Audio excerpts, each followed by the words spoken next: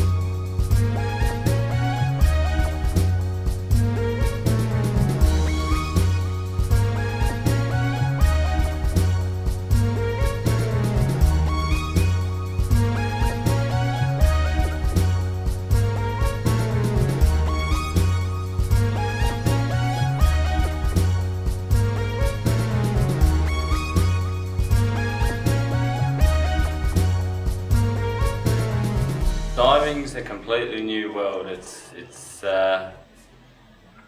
something completely different. People are very familiar with it, but until you get down there and experience it, you won't know what it's like.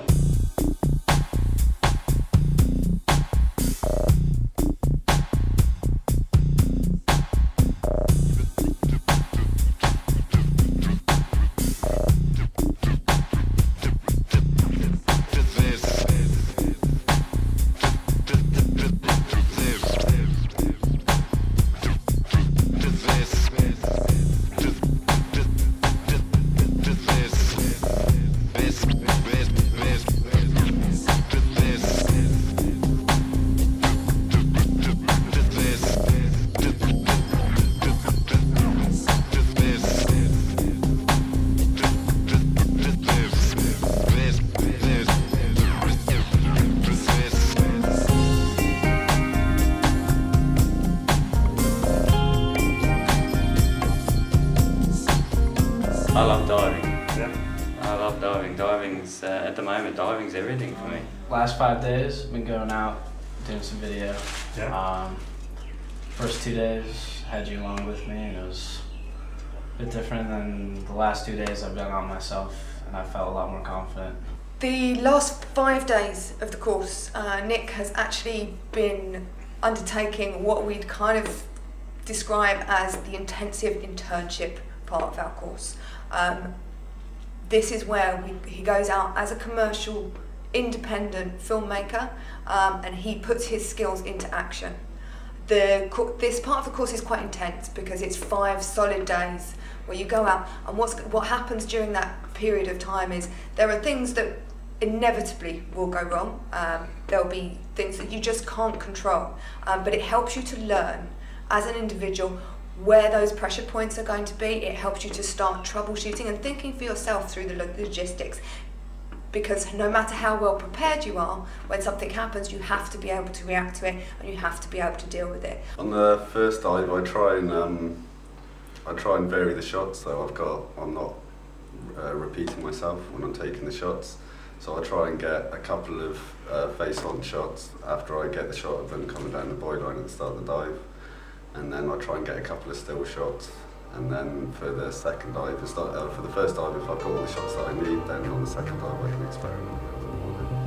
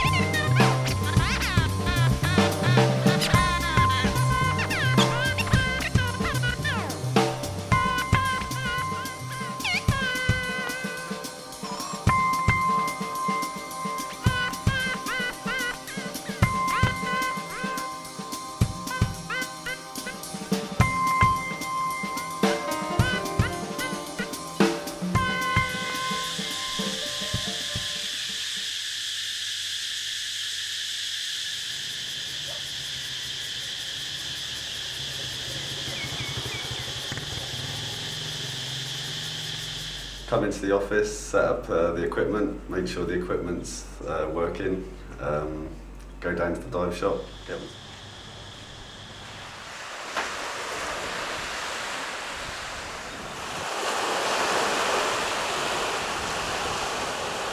I came to Bands about 10 years ago for a diving holiday. Well, I came to Koh Tao for a diving holiday and ended up at Bands. I had my holiday and decided I wanted to go further with my diving, so I enrolled with Bands and I've done all my courses with them since. So in diving terms, they mean a lot. So you could say you're a Bands baby? I'm a Bands baby.